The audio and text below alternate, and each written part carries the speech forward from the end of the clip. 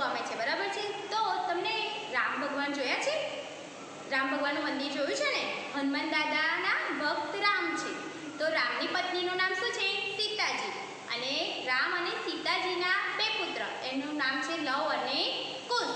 તો આજે આપણે લવ, કુશ અને સીતાજી આ ત્રણ છે ને એ ક્યાં રહેતા હતા? વાલ્મીકી ઋષિના આશ્રમમાં। તો આજે આપણે ગુજરાતીની ચોપડીમાં છે ને યજ્ઞનો ઘોડો એ વાર્તા આજે હું તમને ચોપડીમાં શીખવાડીશ। એ તમારે ધ્યાનથી, હું જે શીખવું ને ત્યારે ધ્યાનથી સાંભળવાની અને ચોપડીમાં ધ્યાન આપવાનું।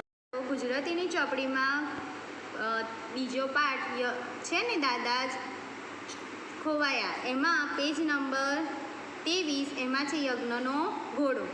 વાલ્મીકી ઋષિના આશ્રમ પાસે સીતાજીનો પુત્ર લવ બેઠો છે। રામની પત્નીનું નામ શું હતું? સીતાજી। એના બે પુત્ર લવ અને કુશ। અને સીતાજી ક્યાં રહેતા હતા? વાલ્મીકી ઋષિના આશ્રમમાં। એટલે એવું કહે છે કે વાલ્મીકી ઋષિના આશ્રમ પાસે લવ બેઠો હતો, એટલે સીતાનો પુત્ર લવ બેઠો હતો। બે ઋષિ કુમારો, એટલે સીતાજીના બે પુત્ર, એનું નામ શું હતું? લવ અને કુશ, એટલે એમને કહે છે ઋષિ કુમારો। એવામાં યજ્ઞનો શણગારેલો ઘોડો આવતો જણાય છે। ઘોડો એટલે કે અશ્વ, બરાબર। ત્યાં આગળ આપણે નહીં નવરાત્રિમાં છોકરીઓ કે ચણિયાચોળી આભલા ભરેલી પહેરે છે, એવી જ રીતે આ યજ્ઞનો શણગારેલો ઘોડો હતો, એટલે ઘોડાને શણગારેલો હતો, એ આવતો દેખાય છે। લવ ત્યાંથી ઊભો થઈ જાય છે, એટલે જે બેઠેલો છે તે જગ્યાએથી લવ ઊભો થઈ જાય છે। લવ કહે, અરે આ તો યજ્ઞનો ઘોડો, ચાલો એને પકડે। એટલે લવ શું કહે છે? ઘોડાને જોયે ને આવતા, એટલે લવે એવું કહ્યું કે આ તો યજ્ઞનો ઘોડો છે, એટલે આપણે એને પકડી લઈએ। પહેલો ઋષિકુમાર, એટલે પહેલો ઋષિકુમાર કોણ હતું? ખબર છે ને? લવ હતો। ગુરુદેવ તો કહેતા હતા કે એની પાછળ મોટી સેના એટલે લશ્કર હોય, જે ઘોડાને બાંધે એને લડાઈ કરવી પડે। લડાઈ એટલે કે યુદ્ધ, એટલે એમણે ગુરુદેવે જે કહે છે ને વાલ્મીકી એમના ગુરુદેવ હતા, એટલે વાલ્મીકીએ જે ગુરુદેવ હતા ને એમણે એવું શીખવાડ્યું છે કે જે પણ ઘોડો હોય કે જે યુદ્ધ કરવા માટે આવતા હોય ને, તો એ જે ઘોડાની પાછળ છે ને એનું લશ્કર હોય, એમ કે આવે ને એટલે એની પાછળ એની સૈનિકો આવેલા જ હોય, અને આપણે એની જોડે આપણે પછી યુદ્ધ કરવું પડે। લવ કહે, ઘોડાને પકડી લેતા, એટલે લવે ઘોડાને પકડી લીધો। તો આ પકડ્યો ઘોડાને, એટલે તેને ઘોડાને પકડી લીધો। આ રાજા એટલે કે નૃપ, બરાબર, અને નરેશ, રામની હિંમત તો જુઓ। હિંમત એટલે કે તાકાત। આપણા આશ્રમની જગ્યામાં ઘોડાને મોકલીને તે આપણને નમાવવા માગે છે, તે કેમ ચાલે? એટલે જે આ ઘોડાને પકડી લીધો ને લવે, એટલે લવ પહેલાં ઘોડાને પકડીને કહે છે કે રામની હિંમત એટલે કે આપણા જે આશ્રમ છે ત્યાં આગળ એ ઘોડાને મોકલીને શું કહેવા માગે છે? એમ કહે છે, એટલે કે ચાલો આપણે એને આશ્રમની જગ્યામાં મોકલ્યો ને ઘોડાને, એટલે આપણે હવે એ આપણને નમાવવા માગે છે, એટલે આપણને એવું કહે છે કે જો અમે તમારા આશ્રમમાં મોકલ્યો ને ઘોડો, તે એવું કહે કે એમ ચાલે, એમ એ તો મોકલાય ખરો એમનાથી। બીજો ઋષિકુમાર, બીજો કોણ હતું? લવની જોડે કોણ હતો? કુશ। અને આશ્રમની ગૌશાળામાં બાંધી આવું। ગૌશાળા એટલે ખબર છે શું? આપણે ગાયો છે ને, ગાયોનું રહેઠાણ એને ગૌશાળા કહેવાય, બરાબર। એટલે એને કહે છે કે આપણી જે ગાયો બાંધીએ છે ને એમાં આ ઘોડાને આપણે બાંધી આવું છું। એ કોણ બોલ્યું? કુશ કહે છે। લવ કહે, એ જ બરાબર, રામને પણ ભલે ખબર પડે કે દુનિયા એટલે કે જગત, દુનિયામાં શેરને માથે સવા શેર છે। એટલે રામને એ શું કહે છે? આપણે આ ઘોડાને બાંધી દઈએ તો રામને ખબર પડે। એટલે રામ કોણ હતા? લવ અને કુશના પિતા હતા। એટલે યજ્ઞનો ઘોડો રામનો હતો, બરાબર। એટલે મોકલે છે ને, એટલે એવું કહે છે કે જગતમાં બાપ હોય ને, બાપથી મોટા છોકરા, એટલે બાપને માથે સવા શેર, એમ કહે છે। કુશને પણ ઘોડો બતાવજો। કોને બતાવવાનું કહ્યું? કુશને। ઋષિકુમાર ઘોડાને લઈ જાય છે, ત્યાં એક સૈનિક આવે છે। ઋષિકુમાર કઈ લઈ જાય છે? ઘોડાને ગૌશાળામાં, એટલે ગાયોનું રહેઠાણ છે ને ત્યાં લઈ જાય છે। એટલામાં એક સૈનિક એટલે સિપાઈ આવે છે। સૈનિક એટલે કે સિપાઈ, ઊભા રહો છોકરાઓ, ઘોડાને છોડી દો। એટલે જ્યારે ઘોડાને લઈ જાય છે ને એટલે શું કહે છે લવ અને કુશને કે ઊભા રહો, ત્યાં એની એ જગ્યાએ ઊભા રહો, ઘોડાને ત્યાંથી છોડી દો. આ તો રાજા રામચંદ્રજીનો ઘોડો છે. કોનો ઘોડો છે? રામનો. બરાબર, રામનો ઘોડો છે. એને બાંધશો તો લડાઈ કરવી પડશે. મેં કહ્યું ને તમને કે આ કોનો ઘોડો હતો? રામનો ઘોડો હતો. એટલે રામના ઘોડાને જો બાંધીએ તો શું કરવું પડશે? તમારે બે જણાએ રામ સામે યુદ્ધ કરવું પડશે. લવ કરે ધનુષ સંભાળતા તો અમે તૈયાર છીએ. તો એની જોડે બાળ વિદ્યા હતી. બાણ જે હોય ને એ ધનુષ વિદ્યા હતી. એટલે ધનુષ એટલે બાણ. એટલે એવું કહેતો તો લવ કે ભલે અમે લોકો યુદ્ધ કરવા માટે તૈયાર છીએ. લવ કહે ભાઈ કુશ હમણાં તું ખસી જા. ભાઈ કુશ એટલે લવ કુશને એવું કહે છે કે હમણાં તું બોલીશ નહીં.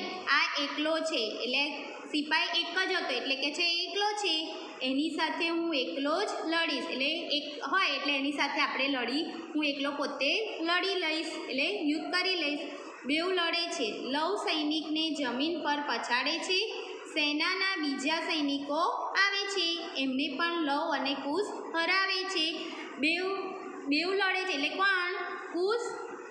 કુશ અને જે સૈનિક હતો ને એ બેઉ લડે છે. અને લડતા જ શું કર્યું? સૈનિકને જમીનની નીચે પછાડી દે છે.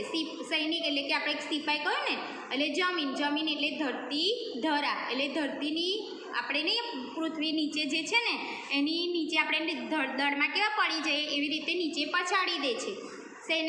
એને લડતા જોઈને બીજી સેનાઓ એટલે બીજા સિપાઈઓ પણ આવે છે. અને એ બધા જે સિપાઈ આવે છે એમાં બે ભાઈઓ જે છે ને લવ અને કુશ એમને પણ હરાવી દે છે. સુમંત અરે મારા માત્ર 2 છોકરાઓએ આટલા બધા સૈનિકોને હરાવી દીધા. એટલે સુમંત જે હોય છે ને એવું કહે છે કે આટલા બધા જે સિપાઈઓ આવ્યા છે ખાલી લવ અને કુશે જ આ બધાને હરાવી દીધા એમ. ચંદ્રકેતુ અજબ છોકરાઓ લાગે છે. અજબ એટલે કે નવાઈ પામે તેવું. એટલે ચંદ્રકેતુ એવું કહે છે કે જો છે ને આ 2 છોકરાઓ કેટલા હિંમતવાળા છે કે આટલા બધા સૈનિકો આવવા છતાં એમણે બધા સૈનિકોને નીચે પછાડી દીધા. બરાબર. જો ચોપડીમાં આપણે 22 નંબરનું પેજ છે. બરાબર. એમાં આપણે દાદા જોઈએ. એમાં આપણે શું શીખવાનું છે? આ વાક્ય કોણ બોલે છે? કોઈ રમકડું લેવાનું નથી. કોણે કહ્યું તું? કોણે બોલ્યું તું ખબર છે તમને? યજ્ઞના દાદા. યજ્ઞને શું કહ્યું કે તારે કોઈ એક પણ રમકડું લેવાનું નથી. હું તને તારા દાદા શોધી આપીશ. જ્યારે મેળામાં ખોવાઈ ગયેલો ને યજ્ઞ ત્યાં કોણે કહ્યું દાદાને શોધી આપવાનું? પોલીસ અંકલે કહ્યું હતું ને કે હું તારા દાદા શોધી આપું. મારે ચકડોળમાં બેસવું છે. કોણ બોલ્યું તું? મોટા ચકડોળમાં બેસવા માટે યજ્ઞ બોલ્યો હતો. બરાબર. તો આવશે યજ્ઞ. મારા દાદા ખોવાઈ ગયા છે. કોણ બોલ્યું તું? દાદા ખોવાઈ ગયા તેવું કોને કહ્યું? યજ્ઞને કહ્યું ને પોલીસ અંકલને કે મારા દાદા ખોવાઈ ગયા છે. તું અહીં ઊભો રહે, હું ટિકિટ લેતો આવું. ટિકિટ લેવા માટે ઊભું રહેવાનું કોને કહ્યું? યજ્ઞના દાદાએ. યજ્ઞને ત્યાં ઊભો રાખીને કહે છે તું અહીંયા ઊભો રહે, હું ટિકિટ લઈ આવું. તું ક્યાં રહે છે? યજ્ઞને કોણે કહ્યું તું ક્યાં રહે છે? પોલીસ અંકલે. કારણ કે એડ્રેસ પૂછ્યું હતું ને કે તારા દાદાનું નામ શું છે, તું ક્યાંથી આવે છે, તો કોણે કહ્યું તું ક્યાં રહે છે? પોલીસ અંકલે. જે નીચે જોવો, જે વાક્ય ગમતું હોય એ ફરીથી લખો. અહીંયા તમને 2 વાક્ય આપ્યો છે. મને પેડા ભાવે છે, મને બરફી ભાવે છે. આ 2માંથી તમારે નીચે એક જ વાક્ય લખવાનું છે. બરાબર. એવી રીતે છે મને ભણવાનું ગમે છે અને મને રમવાનું ગમે છે. નિશિથને બૂમો પાડવી ગમે છે, નિશિથને દોડાદોડ કરવાનું ગમે છે. ધ્વનિને ક્રિકેટ ગમે છે અને ધ્વનિને કબડ્ડી ગમે છે. નીલમને ફરવું ગમે છે અને નીલમને ઊંઘવું ગમે છે. તો આ તમારે એક જ વાક્ય લખવાનું છે, બંને લખવાના નથી. બરાબર. ચોપડીમાં પેજ નંબર 24 એમાં છે જુઓ શું લખ્યું છે લખો. તમને મૂળાક્ષરો આપેલા છે ક્ષ, ત્ર અને જ્ઞ. બરાબર. તો તમને જે આ મૂળાક્ષરો આપ્યા છે ને એ જે પહેલી લીટી છે ને એમાં જો પ જેવો ગોળ ગોળ ટપકા આપેલા છે, જોયું? એ પહેલાં એટલા સુધીનો જ કરવાનું છે. પછી એની બાજુમાં આખો પ લખ્યો છે, તો એ આખો પ ઘૂંટી દેવાનો અને પછી ષટકોણનો શ આખો લખ્યો છે એ રીતે ષટકોણનો, એ રીતે તમારે બધા ટપકા પૂરી દેવાના. અને એની નીચે જે લીટી આપી છે ને એમાં જે ઉપરનું લખ્યું છે એવી જ રીતે આ જે શ લખ્યો ને એની રીતે પ અહીંયા કરવાનો છે 2 લીટીમાં, બરાબર. પછી એની બાજુ આખો પ કરવાનો અને પછી શરણાઈનો શ. આવી રીતે બધાએ લખવાનું છે ક્ષ, ત્ર અને જ્ઞ ચોપડીમાં, બરાબર, સરસ અક્ષરે. એની સામે છે પેજો. યજ્ઞનો ઘોડો સંવાદમાં તમે જે વાક્યમાં શબ્દની જે લીટી કરી હોય તેવા 4-5 વાક્યો અહીં લખો. ચલો આપણે પહેલું જોઈતું, આ ઘોડો કોનો હતો? યજ્ઞનો. તો લખવાનું આ તો યજ્ઞનો ઘોડો, આ તો યજ્ઞનો ઘોડો.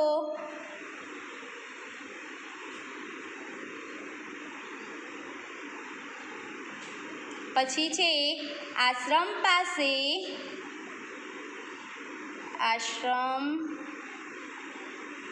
પાસે સીતાજીનો પુત્ર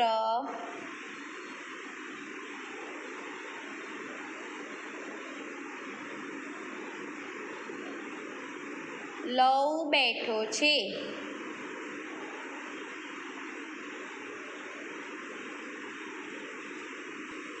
ચલો એના પછી છે યજ્ઞનો શણગારેલો ઘોડો આવતો દેખાય જણાય છે. વાલ્મીકી ઋષિના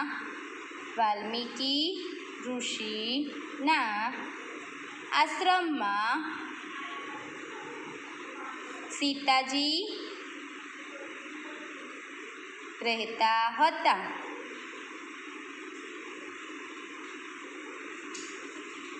સીતાજીના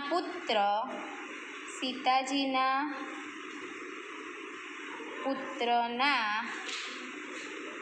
નામ લવકુશ છે. બરાબર, આવી રીતે સરસ અક્ષરે તમારે વાક્યો લખવાના છે. એની નીચે છે જવાબ લખો, એટલે પ્રશ્નો તમને આપેલા છે, તમારે એક શબ્દમાં જવાબ લખવાનું છે. સીતાજી ક્યાં રહેતા હતા? સીતાજી ક્યાં રહેતા હતા? વાલ્મીકી ઋષિના આશ્રમમાં. વાલ્મીકીના આશ્રમમાં. સીતાજીના પુત્રના નામ લખો. સીતાજીના 2 પુત્ર હતા ને, તો બેઉના નામ શું હતા? લવ અને કુશ.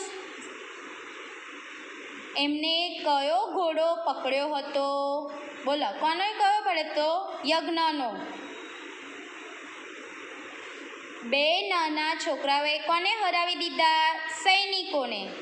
લડાઈ કરી હતી ને એટલે સૈનિકોને હરાવી દીધા હતા. જો પેજ નંબર 26, એમાં છે હિંચકાની મોજ, એટલે આ નીચે તમને જે ચિત્ર દેખાય છે ને, તો શેના વડે તમે હિંચકો ખાઈ શકો? તો ત્યાં ખરું કરવાનું. પહેલું છે ટાયર. હવે ટાયરને આપણે બાંધીએ તો ટાયરથી હિંચકા ખવાય? તો ખવાય, બરાબર છે ને. પછી સ્કૂલનો ગેટ છે એનાથી ખવાય? ના ખવાય. બેટથી ના ખવાય. ખુરશીથી ના ખવાય. પછી નિશાણી હોય ને આપણા ઘરમાં, તો એનાથી લટકાઈને હિંચકો ખાઈએ છીએ ને, તો ખવાય. પછી ટેબલ છે, ટેબલથી ના ખવાય. પછી દોરડાથી બાંધે, દોરડા ઉપર ડાન્સ કરતી છોકરી બતાવે છે ને મેળામાં, તો એનાથી ખવાય? તો ખવાય. પછી છે ડાળી, ઝાડની ડાળી ઉપર હિંચકા ખાવ છો ને એને પકડીને, તો એ પણ ખવાય.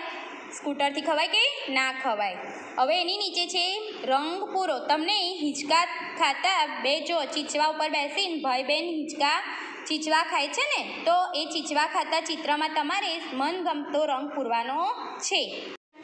જો તમને પાઠની સમજ તો આપી, બરાબર. તો એમાં છે આજે આપણે નવું મથાળું સમજવાનું છે. પ્રશ્નોના જવાબ લખો. પણ પ્રશ્નોના જવાબ બે આપણે મથાળા છે. એક તો એક શબ્દમાં જવાબ અને પૂરા વાક્યમાં. તો આપણે શું શીખવાનું છે? પૂરા વાક્યમાં જવાબ. તો પૂરા વાક્યમાં જવાબ કેવી રીતે લખાય? તો મેળામાં શેની દુકાનો છે? તમે મેળામાં ગયા તો તમે દુકાનો જોઈતી ને? શેની શેની હતી? રમકડાની, કપડાની, ઠંડા પીણાની, આઈસ્ક્રીમની વગેરે દુકાનો હતી. તો અહીંયા છે ને મેળામાં શેની, તો એની જગ્યાએ આપણે લખવાનું મેળામાં મીઠાઈ, રમકડા, ઠંડા પીણા, આઈસ્ક્રીમ વગેરેની. પછી આવી ગયું દુકાનો છે, તો અહીંયા લખ્યું દુકાનો હોય છે. તો થઈ ગયું મેળામાં મીઠાઈ, રમકડાની, કપડાની, ઠંડા પીણાની, આઈસ્ક્રીમની વગેરેની દુકાનો હોય છે. યજ્ઞ ક્યાં રહેતો હતો? તમને ખબર છે ને યજ્ઞ ક્યાં રહેતો હતો? વાત્રકનગરમાં આશીષ સોસાયટીના બંગલા નંબર 3 માં રહેતો હતો. તો ક્યાંની જગ્યાએ આપણે શું લખી દેવાનું? યજ્ઞ તો લખવાનું, પણ વાત્રકનગરમાં આશીષ સોસાયટીના બંગલા નંબર 3 માં રહેતો હતો. તો અહીંયા લખ્યું રહેતો હતો. થઈ ગયું પૂરું વાક્ય. યજ્ઞ વાત્રકનગરમાં આશીષ સોસાયટીના બંગલા નંબર 3 માં રહેતો હતો. યજ્ઞ કેમ રીસાઈ ગયો? કેમ રીસાઈ ગયેલો? તો એને શું નતું લઈ આપ્યું દાદાએ? રમકડું. તે આપણે મેળામાં ગયો હતો ને ત્યારે પહેલાં કઈ જઈને ઊભો રહ્યો? રમકડાની દુકાને. પણ દાદાએ શું કહ્યું કે હું તને રમકડું લઈ આપીશ નહીં. એટલે શું થઈ ગયો?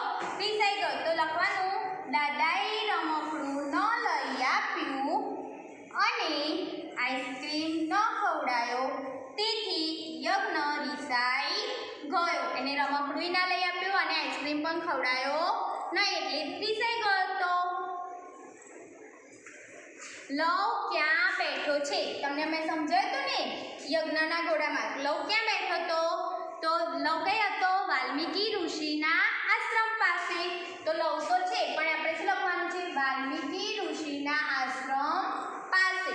એટલું જ લખવાનું. પછી બેઠો છે એ તો એનું એ પાછળ આવી ગયું, બેઠેલો છે. તો લવ વાલ્મીકી ઋષિના આશ્રમ પાસે બેઠેલો છે. આ થયું આખું વાક્ય. આપણે અહીંયા ખાલી એક શબ્દમાં લખીએ તો ખાલી એવું લખી શકીએ કે વાલ્મીકી ઋષિના આશ્રમ પાસે. પણ આપણે આખા વાક્યમાં કહ્યું છે. સીતાજીના પુત્રોના નામ લખો. તમને ખબર છે સીતાજીના પુત્રના નામ? તો લખવાનું સીતાજીના પુત્રોના નામ શું હતું? લવ અને કુશ. આપણે લખવાનું લવ અને કુશ છે. થઈ ગયું વાક્ય પૂરું. આશ્રમમાં શું આવતું જણાય છે? આશ્રમમાં જ્યારે બેઠો હતો ને લવ અને કુશ વાલ્મીકી ઋષિના આશ્રમમાં, તો કોણ આવતું દેખાયું એમને દૂરથી? તો આ શું છે ને એની જગ્યાએ શું લખવાનું? યજ્ઞનો શણગારેલો ઘોડો. આશ્રમમાં યજ્ઞનો શણગારેલો ઘોડો આવતો જણાય છે. ખબર પડી બધાને?